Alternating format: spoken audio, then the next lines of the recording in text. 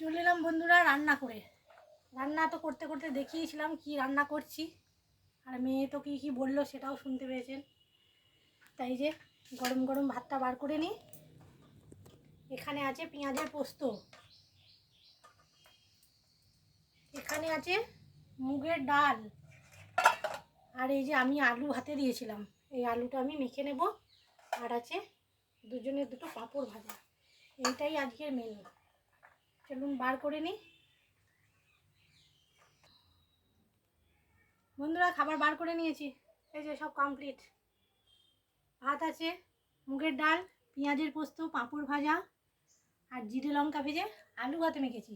মেয়ে তো আলু ভাতে খায় না, আমার একটু আলু লাগে, আলু ছাড়া আমি খেতে পারি না, সেজন্য একটু আলু ভাতে দিয়ে নিয়েছি। আর পেঁয়াজের পোস্ত গরম ভাত হলেই খাওয়া হয়ে যায়, আর কিছু লাগে না। তুমি একটু ডালটা করেছি, মেয়েটা একটু মাখিয়ে খাবে। আমি অত ডাল টাল ভালোবাসি না, শুকনো শুকনো খেতেই ভালোবাসি।